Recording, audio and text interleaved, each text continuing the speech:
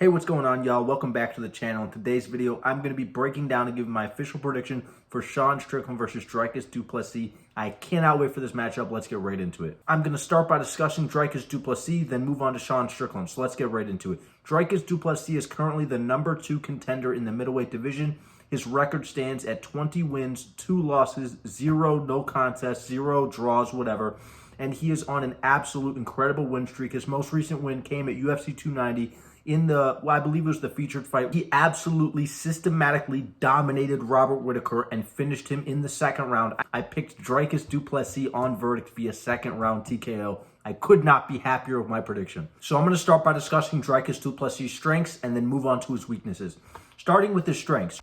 Dricus Du-Plessis is an absolute dog. He's a physical specimen. The physicality that he brings to the division, the physicality he brings to the octagon, surpasses any other fighter in the division tenfold.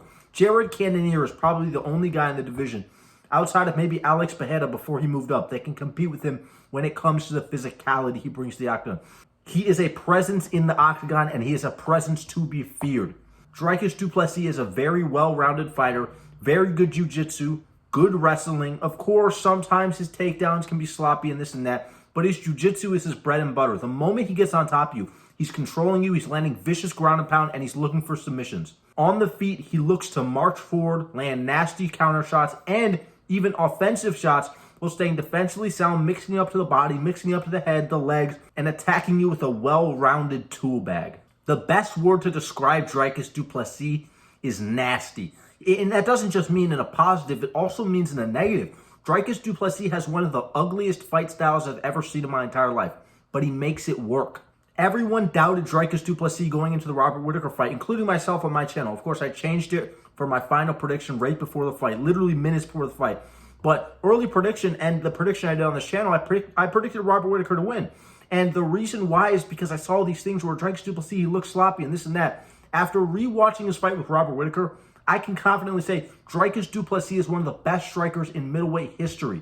You guys can call me crazy all you want. You guys can clown me and this and that. Ever since Dricus Du-Plessis got nose surgery, he's looked incredible. He's looked absolutely phenomenal. He goes out there, exposes the holes in Robert Whitaker's game, lands nasty leg kicks, dogs him on the ground, takes down Robert Whitaker when it's apparently impossible to take him down, goes out there, finds the southpaw jab that Jared Cannonier found but could not actually finish him, and he finishes off Jared Cannonier's work by finding the southpaw jab not once but twice and finishing him with the second jab. Drops him, swarms him up against the fence, brutally TKOs him.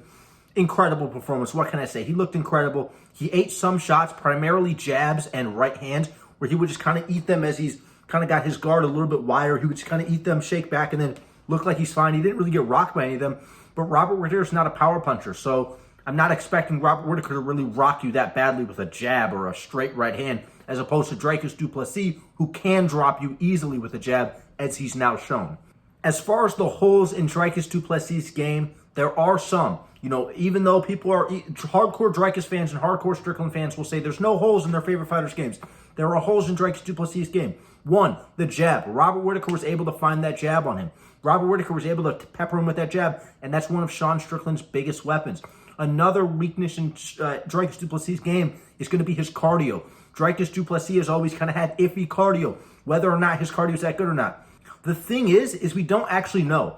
Dricus Du-Plessis looks like he's gassed, other than the Robert Whitaker fight. He looked in great shape the whole fight, but look at some of his other fights against, Darren Till, against Derek Brunson. He looks like he's gassed out, even though he doesn't fight like it. Like, he'll fight like he's fine. In the second round of the Derek Brunson fight, or I believe it might have been the first round, he shot a double leg takedown and just fell backwards, and Derek Brunson got mount.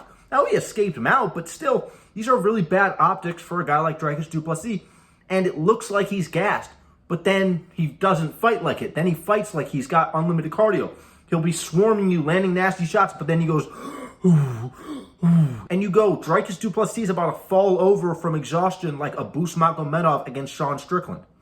Dricus Du-Plessis is also not the best counter striker. We saw Darren Till have some success against him where Darren Till was just landing the left hand, and when a guy is only using a singular punch, just standing there and throwing the left hand like Darren Till was, you would expect eventually you can maybe pull counter him. Maybe you can slip to the outside and land your jab followed up with the right hand. Maybe you can slip and throw a leg kick, something. Maybe you can parry. It doesn't matter. He didn't do any of that. He just ate the left hand until he eventually started returning. And things like that, optics like that, make me go, if Sean Strickland pressures him, he's going to lose this fight. Now on to the champion, Sean Strickland. His record is 28-5-0. Only 5 losses, 11 wins by knockout, 4 via submission, 9 first-round finishes. This guy's incredible. He's an incredible fighter, and I'm really excited to see him fight. He's coming off of the absolute masterclass, the striking masterclass against Israel Adesanya, which, mind you, was one of the most boring fights in UFC history. Outside of the first round, Sean Strickland just kind of jabbed at him. Just kind of threw the jab. A lot of people make fun of Israel Adesanya for just throwing the jab. Sean Strickland won his last fight by just throwing the jab and some teeps. It was a very boring fight. Outside of the first round, that was one of the most boring fights ever. You look at the fight between Israel Adesanya and Robert Whittaker in the rematch.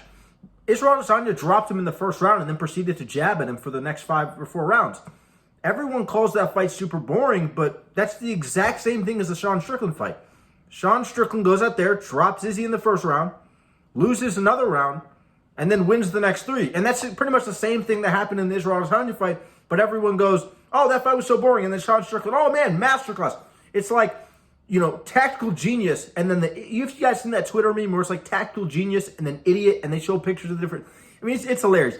They call Sean Strickland a tactical genius for dominating Israel Adesanya for 5 rounds, and then Israel Adesanya was a sort of boring loser because he lost, or because he beat Robert Whittaker across 5 rounds and did the exact same thing, dropped him in the first round. Sean Strickland's currently on a 3-fight winning streak. His last loss came to Jared Cannonier, where he lost via decision, and that's actually going to be the blueprint for why I am predicting the fight. And then also before then gets knocked out cold by Alex Pereira, the current light heavyweight champion and former middleweight champion, in the first round. Embarrassing fight by him. But Sean Strickland's clearly made a resurgence, goes out there, beats up Abus Magomedov, beats up Nasruddin Imavov, beats up Israel Adesanya. What can I say? Sean Strickland's clearly made a career resurgence from a 2-fight losing streak to a 3-fight winning streak, and he's now the middleweight champion of the world. As far as strengths for Sean Strickland, the number 1 strength for him is going to be his forward pressure. Sean Strickland's pressure and his ability to cut off the cage and kind of make the gap smaller and smaller. What Sean Strickland does is the fight starts, you guys got the octagon. He starts pressuring you. Of course, now you can pressure Sean Strickland, then his entire game falls apart. But if you allow Sean Strickland to pressure you, he's going to pressure you. You're trying to move left and right. You're going to try to make some space. His cage cutting and his ability to intercept you with shots. He'll start moving off to the left. He'll hit you with a shot. He won't throw a shot and you slip to the outside. He'll know in his head he's going to slip, and he'll throw that punch and intercept you, which is one of the best examples of striking I can give. And it was on full display against Israel Adesanya. Sean Strickland will intercept you with punches and use his footwork and his offensive movement, as well as his teep and his jab, to cut the cage off until your space becomes, this is like your space to move around in. He'll just make it smaller and smaller and smaller until he has you pinned up against the cage, and he'll look to chop you with a brutal shot like he did against Israel Adesanya when Izzy finally exposed himself trying to check hook him, and he goes and throws the 1-2, hurts him badly, drops him, looks to finish him. The round ends. Israel Adesanya, I wouldn't say saved by the bell, because he kind of did recover, and he was kind of doing this like, I'm good, as Sean Strickland was like trying to like finish him against the fence. Pause, by the way. But, at the end of the day, Sean Strickland, technical masterclass. The fight was so boring, but technical masterclass nonetheless by Sean Strickland. Some of his other pros are going to be his jab, all of his straight shots. Some of his looping shots aren't as good. Like against Nasruddin Imavov, he tried to throw some wild swinging punches, and we kind of saw Sean Strickland's hooks are not that good. When Sean Strickland gets wild, either offensively or defensively, his entire style just kind of falls apart. He was throwing disgusting combos against Nasruddin Imavov where he looked very sloppy. And if he tries that against Dricus Du-Plessis, because he fights emotionally, he's going to get finished, in my opinion. He fights best when he's pressuring you forward. You're not giving him feedback. You're just allowing him to pressure you like Israel Adesanya. He's throwing the jab, he's throwing the right hand, he's throwing the teep, and then he's jabbing you. He's throwing the teep, he's throwing a 1-2, he's jabbing you. He's intercepting you, he's cutting you off, he's doing this thing. He's swinging, jab, 1-2, you know what I mean? And that's kind of how he likes to fight, and that's his bread and butter. Now, Sean Strickland's weaknesses are going to be pressure. Sean Strickland, his best thing is his pressure. One of his worst things are when he gets pressured. When fighters pressure him, and when fighters have a physical, imposing kind of prowess against him is when he starts to fall apart. Look at Kamaru Usman, who was physically the more imposing fighter against him. He was physically the more imposing fighter against Israel Adesanya, which is insane to say, because Israel Adesanya is like much taller than him, but he was still the physically more imposing guy in the octagon. He was the one that was kind of like, he was the hammer, and Israel Adesanya was the nail in that fight, if that makes sense. And a guy, look at his fight against Kamaru Usman. Look at his fight against Jared Cannonier. Look at his fight against Alex Pereira. He lost all 3 of those fights, and all 3 of them were very clear losses. A lot of people argue semantics. Oh, Jared Cannonier, what a robbery win. Sean Strickland was robbed against Jared Cannonier. I watched that fight. Jared Cannonier landed the more devastating shots. I don't care how you put it. Objectively, MMA scoring is based upon damage. It is based on damage. Damage trumps everything. And Jared Cannonier did more damage in that fight, no matter how you look at it. Even against Abus Magomedov, before Abus gassed out in the first round, he was landing nasty shots, nasty head kicks. He even landed a teep at one point, and Sean Strickland talked about the teep after the fight and said, man, that teep hurt so bad. I feel like, he literally said, if Abus landed a couple more of those, I would have felt, he said something like that. He said the teeps were really affecting him. So he even admitted there's a hole in his game. He does not deal well with teeps from fighters that are pressuring him. When Sean Strickland gets pressured, he starts to like flail his hands. He just kind of like does this thing with his hands. And that's the reason why Alex Pereira actually knocked him out. Alex Pereira saw that Sean Strickland would start to do this with his hands. So he would draw out the jab. By not throwing the jab to the body, he threw the jab to the chest. This is one thing that strikers do against wrestlers. When wrestlers try to shoot takedowns, they'll condition them by throwing the jabs and the right hands to the chest right here, so that when the wrestlers eventually do shoot, they're getting hit right to the chin with a punch. So what he did was he was throwing that jab right to the chest area right here. Sean Strickland would try to bring his hands down to parry it, even though it's not really a shot that does any damage. It's just something that it tricks you. It's a trick kind of strike. And if Sean Strickland was aware of that, he maybe wouldn't have got knocked out. But Alex Pereira started drawing the hands down by throwing that jab to the body. Sean Strickland's a boxer, naturally try to parry it. Alex Pereira comes over the top with a left hook. Sean Strickland drops his hand, gets knocked out cold. The easiest win of Alex Pereira's career, in my opinion. So now that I've gone over the strengths and weaknesses for both fighters, it's time to make my official prediction. And as for my official prediction, I'm going to go Dricus Du-Plessis via second round TKO. I believe Dricus Du-Plessis is everything that Sean Strickland sucks at. Dricus Du-Plessis is the kind of guy that's going to press you forward. He's going to be the kind of guy that's going to push the pace. He's going to land nasty shots. He has nasty power. He will put you on the back foot. He's going to be the physically more imposing fighter. He is going to have a severe grappling advantage if the fight goes to the ground. Now, taking Sean Strickland down is a hard enough task. Abus Magomedov was able to do it, though. Abus Magomedov took Sean Strickland down and got his back almost immediately. So I can see Sean Strickland getting taken down by Dricus Du-Plessis. People are going to say, oh, you're insane.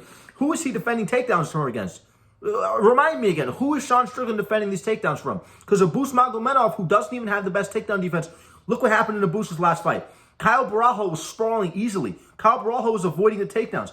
Abus Magomedov tried to take him down. He tried to strike with him. He got beat up. You know what I mean? Abus Magomedov's a bum. That's not a good win. Abus Magomedov is literally a terrible fighter. He has no heart. He has no will. That's not a good win from Sean Strickland. And Sean Strickland was still eating nasty shots in the first round, which he even admitted were severely hurting him, like the teep that he said, and he was taken down and got his back taken easily. What is Dricus Du-Plessis' bread and butter? It's his jiu-jitsu. Look what happened when he took Robert Whittaker down. Beat him up easily, passed his guard like butter, starts beating him up with elbows, slices him open, and starts looking for a Darce choke immediately. He's not going to let you fight the hands and, free the hook and then turn in and get your shoulders to the mat and then turn into your opponent. He's not going to let you do that like Abus did. He's not going to do that. He's not going to gas out like that.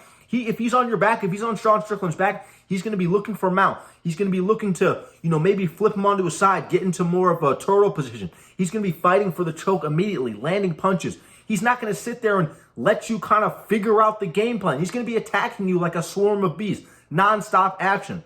And really what it comes down to is whoever dictates the forward pressure in this fight is going to win. It's that simple. Whoever's moving forward wins. If Sean Strickland's moving forward, he's probably going to win this fight. If Dricus Du-Plessis is moving forward, he's probably going to win this fight. And what I see happening is Dricus Du-Plessis is going to push Sean Strickland back. He's going to know, oh my gosh, this is a 5-round fight. I need to conserve my energy. And we're going to see a Dricus Du-Plessis who's a little bit more conserved. He's going to be a little bit more defensively capable, a little more defensively sound. And I think Dricus Du-Plessis is going to be looking to find the jab, looking to find the teep.